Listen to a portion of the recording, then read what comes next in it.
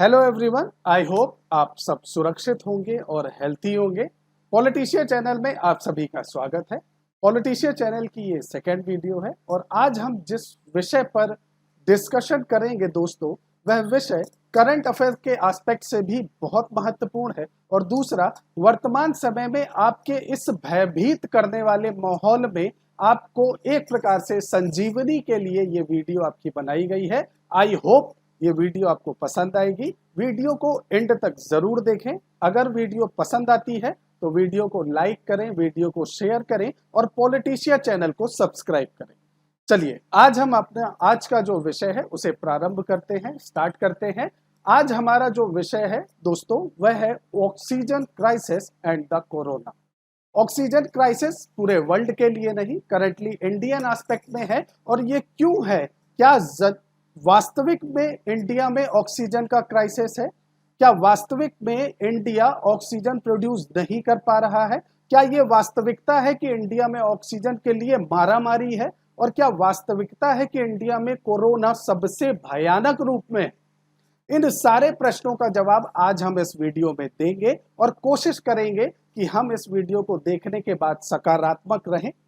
Okay, corona जिसकी चर्चा आज नहीं, आज से तकरीबन 1 साल पहले से चल रही है। पहली बार ये कोरोना शब्द हमारे सामान्य जीवन में, जो सामान्य रूप से चल रहा था, अपने सामान्य पटरी में दौड़ रहा था, उस पटरी में पहली बार ये शब्द आया 31 दिसंबर 2019 को, जब रिपब्लिक ऑफ चाइना के वुहान सिटी में कई सारे लोग बीमार हुए और उन सभी लोगों का जो वायरल फिनोमेना था या सिम्टम्स थे, वो एक ही टाइप के थे। मतलब उनके अंदर जो बीमारी हो रही थी और जो बीमारी के सिम्टम्स दिख रहे थे वो एक जैसे ही थे। और इसीलिए WHO ने आपका 31 दिसंबर 2019 को इसे रेक्टिफाई किया और डिफाइन किया कि ये जो इन सभी को बीमारी हो रही है, ये एक वायरस के कारण हो रही है और वो वायरस है कोविड-19, जिसे साइंटिफिक नेम दिया गया SARS-CoV-2, जिसे पहली बार डिटेक्ट किया गया 31 दिसंबर 2019। अब कोविड के आपके जो सिम्टम्स 31 दिसंबर 2019 को डिफाइन किए गए बाय WHO, सबसे कॉमनली आपके जो सिम्टम्स थे वो था फीवर एंड ड्राई कफ। यदि आपको बुखार महसूस होती है, यदि आपका कफ ड्राई है, सूखा कफ है, तो हो सकता है आपको कोविड हो। इसके अलावा भी कई सारे सिम्टम्स थे, लेकिन जो सामान्य रूप से दिखाई नहीं देते थे, लाइक लॉस ऑफ टेस्ट और स्मेल। यदि आपको किसी चीज का टेस्ट नहीं आ रहा, कंजंक्टिवाइटिस, इट मींस आपकी आंखें रेड हैं। सोर थ्रोट, इट मींस आपकी थ्रोट में इचिंग हो रही है, स्ट्रेच हो रहा है। हेडेक हो रहा है, मसल्स एंड जॉइंट पेन हो रहा है। Different type of skin rashes हो रहा है। नोशिया, आइदर वॉमिटिंग की फीलिंग आ रही है। डायरिया, आइदर चिल्स या डिजीनेस। इट मीन्स ये सारे सिम्टम्स थे जो WHO के थ्रू प्रोवाइड किए गए और इन सिम्टम्स के थ्रू रेक्टिफाई किया गया कि अगर किसी को ये सारे सिम्टम्स हैं तो मे बी वो पर्सन कोविड-19 पॉजिटिव हो सकता है। एंड इसी के अकॉर्डिंग आपका जो है, वर्ल्ड के जितनी भी गवर्नमेंट थी उन्होंने वर्क करना चालू किया। अब कोरोना स्प्रेड कैसे हुआ? आखिर ये स्टार्ट हुआ 31 दिसंबर 2019 को। इसे चाइना में वुहान सिटी में फाइंड किया गया। अब जब फाइंड हुआ उसके बाद चाइना वर्ल्ड के एस्पेक्ट में अगर देखा जाए तो ईस्टर्न पार्ट में है। आखिर वो अमेरिका जो सबसे वेस्टर्न पार्ट में है वहां तक कैसे पहुंचा? तो ये फाइंड किया गया कि ये जो वायरस था, ये एक इन्फेक्टेड पर्सन के माउथ और नोज के थ्रू बाय लिक्विड पार्टिकल, जब वो कफ, स्नीज, स्पीक, सिंग या ब्रीथ लेता था, वो स्मॉल पार्टिकल आइदर बड़े आपके जो पार्टिकल, लार्ज पार्टिकल के रूप में एक बॉडी से एक पर्सन से दूसरे पर्सन में ट्रांसफर हो रहा था और एक पर्सन से दूसरे पर्सन को भी इन्फेक्ट या कहा जाए तो इन्फेक्टेड कर रहा था। इट मींस कोरोना जो आपका स्प्रेड हो रहा है उसमें जो इन्फेक्टेड पर्सन है, अगर उसके माउथ से, आइदर उसके नोज से लिक्विड आपका जो है फ्लो कर रहा है, by cough, by sneeze, by speak, by breathe, तो वो आपके जो स्मॉल आइदर लार्ज पार्टिकल जो है, वो पार्टिकल्स दूसरे पर्सन को इफेक्ट कर रहे हैं और वो कोरोना आपका जो है पॉजिटिव हो रहा है। इस तरह से कोरोना आपका पूरे वर्ल्ड में स्प्रेड हुआ। इंडिया की अगर बात की जाए, जैसा कि हम सभी जानते हैं, इंडिया वर्ल्ड में अभी हम सेकेंड लार्जेस्ट पॉपुलेशन के एस्पेक्ट में है। हम 130 करोड़ का आंकड़ा 2011 में ही आपका टच कर चुके थे और अभी वर्तमान में ये आंकड़ा कहीं ज्यादा हो चुका होगा। जब कोरोना वायरस सबसे पहले WHO के थ्रू प्रोवाइड किया गया, उसके बाद Indian ministry and health and family welfare ने कंफर्म किया इंडिया का पहला कोविड केस 30 जनवरी 2020 में फाइंड हुआ। और फाइंड कहां हुआ? इन अ केरल स्टेट, जब वहां पर एक student directly Wuhan city either China से इंडिया में आया। ये पहला केस था दोस्तों जो इंडिया में कोविड का था, जिसे फाइंड किया गया था इन 30 जनवरी। आगे जैसे ही समय बढ़ा, 28 फरवरी तक आते आते, मैंने सिर्फ एक स्टेट का उदाहरण लिया है दोस्तों ताकि हम इसे बहुत अच्छे से समझ सकें। 28 फेब तक आते आते 3 कोरोना वायरस पेशेंट केरल में स्टूडेंट हो चुके थे। 27 मार्च तक आते आते केरल में टोटल आपका जो है 39 केस न्यू केसेस के साथ टोटल आपका जो कोरोना वायरस पेशेंट थे उनका आंकड़ा 176 पहुंच चुका था। 22 मार्च को आप सभी को पता होगा केंद्र सरकार ने एक स्ट्रिक्ट एक्शन लिया, जिसे आपका जो है कर्फ्यू या जनता कर्फ्यू के नाम से आपका जो है गवर्नमेंट ने अप्लाई किया। इंडिया में पहली कोरोना डेथ रिपोर्ट हुई बाय द ऑफिशियल और वो डेट थी 12 मार्च। इंडिया में ये दोस्तों पहली जो कोविड के कारण डेथ हुई वो डेथ हुई 12 मार्च को। उसके बाद 1 April India has so far recorded a total of 1637 confirmed cases with 38 death. मतलब अप्रैल तक आते आते डेथ का आंकड़ा जो एक था वो 38 तक पहुंच चुका था। 3 जून तक आते आते इंडिया में कोविड के केसेस 2,07,615 हो चुके थे। ओके दोस्तों, जब नवंबर आया 2020 का नवंबर आया, तब गवर्नमेंट ने डाटा इशू किया और डिफाइन किया कि नवंबर तक आते आते कोविड के टोटल जो पेशेंट है इंडिया में वो 93.92 लाख हो चुके थे, जिनमें से टोटल डेथ हुई थी 1.36 lakh.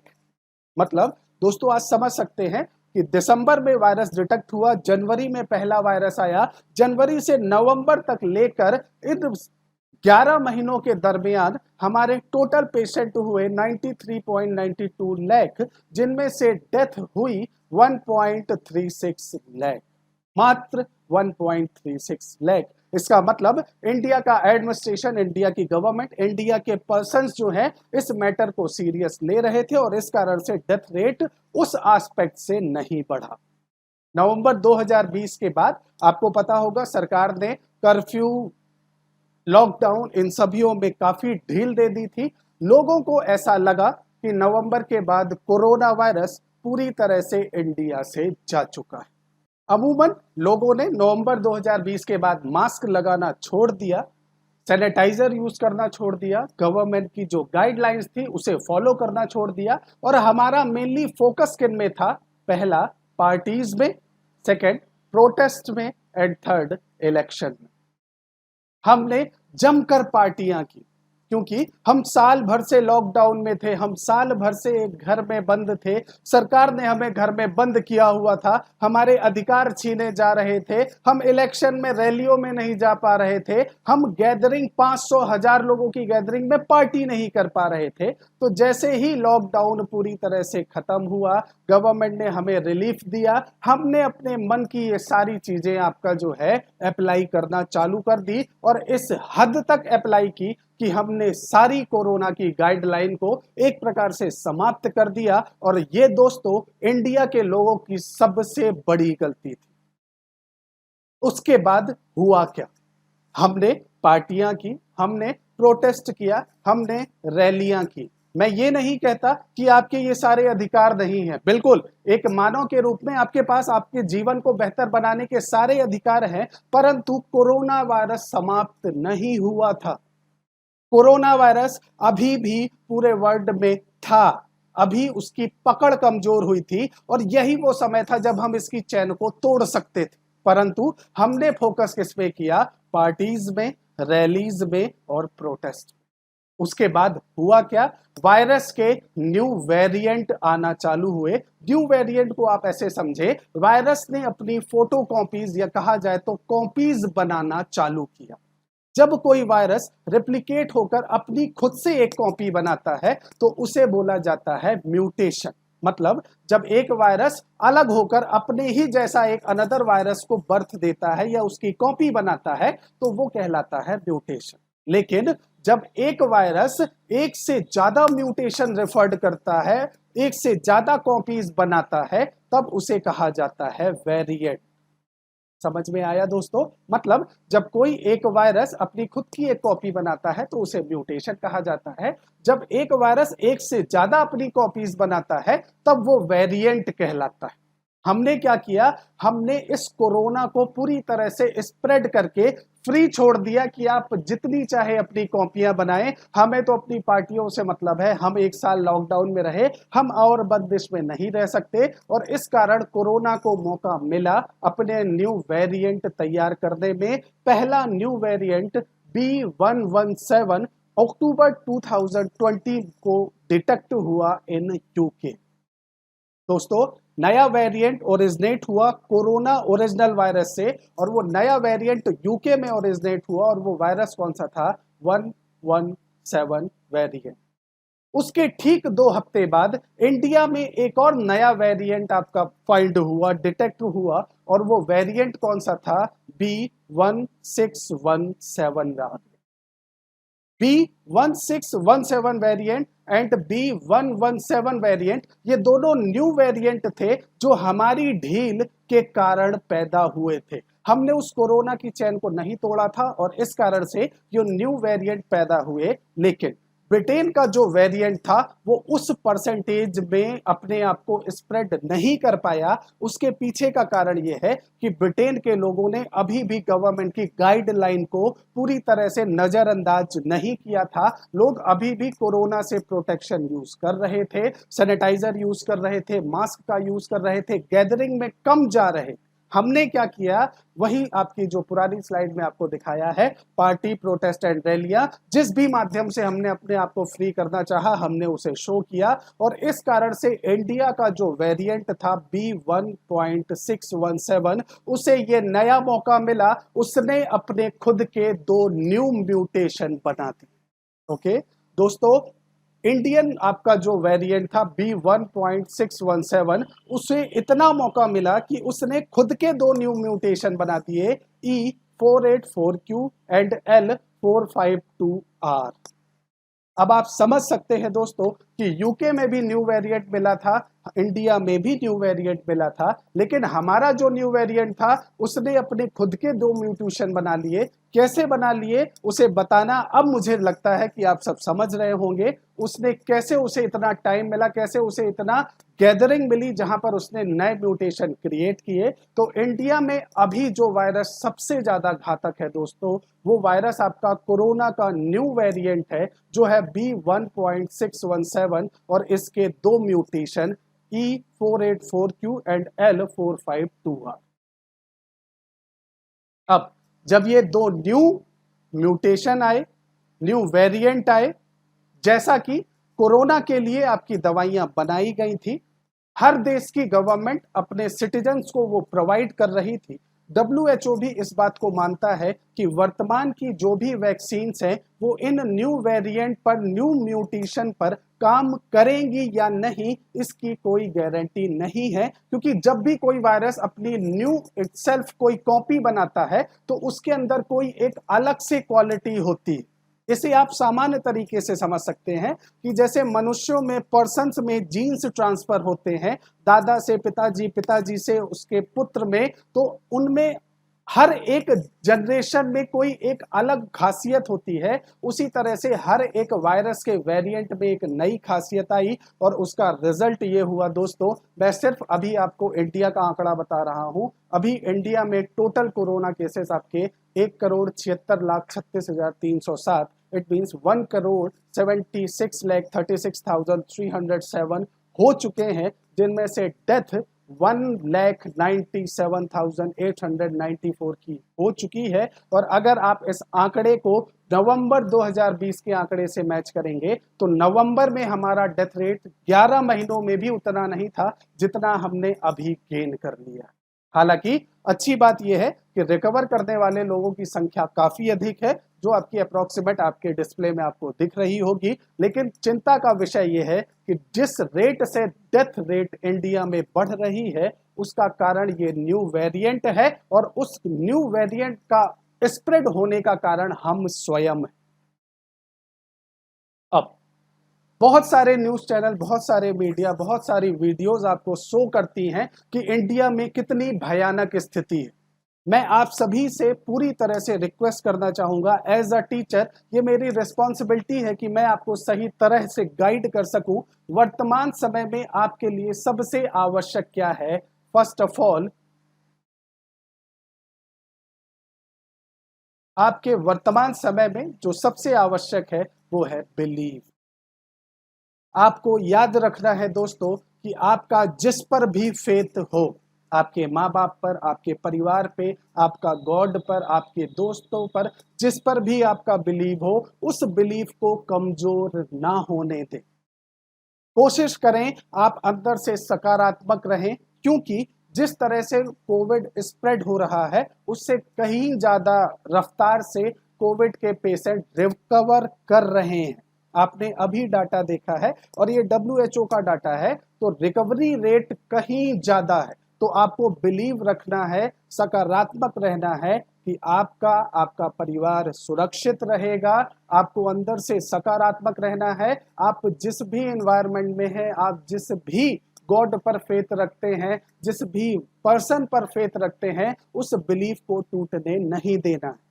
Second thing, according to WHO आपको 3CS को अवॉइड करना है। ऐसी जगह जो बहुत ज्यादा क्लोज्ड है आपको वहां पर नहीं जाना है, क्योंकि अगर उस क्लोज जगह में कोई इन्फेक्टेड पर्सन आया होगा और उसके थ्रू वो वायरस के आपके जो है, क्या आपके वायरस के आपके जो है इम्पैक्ट वहां पर होंगे, तो वो आपको भी अटैक कर सकते हैं। क्राउडेड जगह में आपको नहीं जानी है। किसी से क्लोज कांटेक्ट ज्यादा देर तक नहीं बनाना है।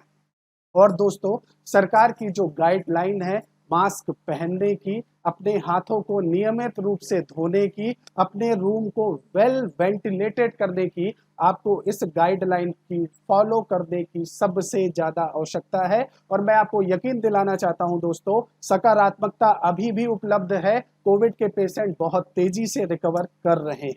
दोस्तों, पहली चीज है बिलीव। हमें बिलीव रखना है। याद रखें दोस्तों, सिस्टम को, प्रशासन को आरोप प्रत्यारोप लगाने से किसी भी समस्या का समाधान नहीं होगा। आपको बिलीव रखना है कि हम इस कोरोना से फाइट करेंगे और जीतेंगे भी।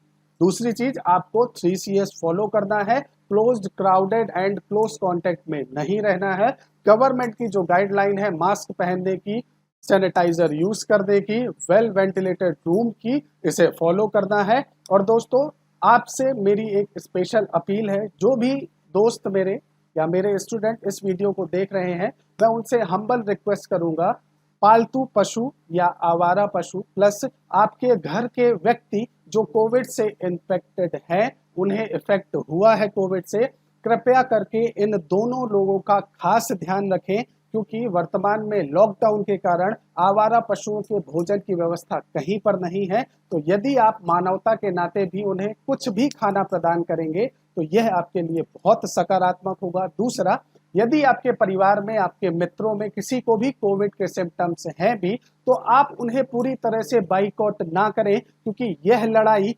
मानसिकता की लड़ाई है। क्योंकि अगर कोविड पेशेंट को यह लगता है कि उसके बीमार होने से उसका पूरा परिवार उसे छोड़कर चला जाएगा, तो वो अंदरूनी रूप से हिम्मत हार जाता है। तो मैं आप सभी से रिक्वेस्ट करूंगा कि यदि कोई बीमार है, यदि वह कोरोना पेशेंट है, तो आप उसके नजदीक ना जाएं जब तक जरूरी ना हो। लेकिन आप उसे अपना चेहरा दिखाएं। आप बाया फोन, बाया मेल, बाया वीडियो, किसी भी तरह से उनसे कनेक्ट में रहें, ताकि पेशेंट को यह महसूस होता रहे कि उसकी लाइफ आपके लिए इम्पोर्टेंट है और आप उसे बचाने का हर संभव प्रयास कर रहे हैं। याद रखना दोस्तों, अगर ये सकारात्मकता हर पेशेंट में हुई, हर परिवार में हुई, तो इंडिया की डेथ रेट बहुत तेजी से गिरेगी। दोस्तों, इन द लास्ट वर्तमान में मीडिया में, सोशल मीडिया में कई सारे र्यूमर्स, कई सारी अफवाहें फैलाई जा रही हैं कि इंडिया में ऑक्सीजन का क्राइसिस है, ऑक्सीजन की मारामारी है, लोग सिलेंडर लेकर एक दूसरे के, अपने पेशेंट के लिए परचेस कर रहे हैं, चोरी कर रहे हैं।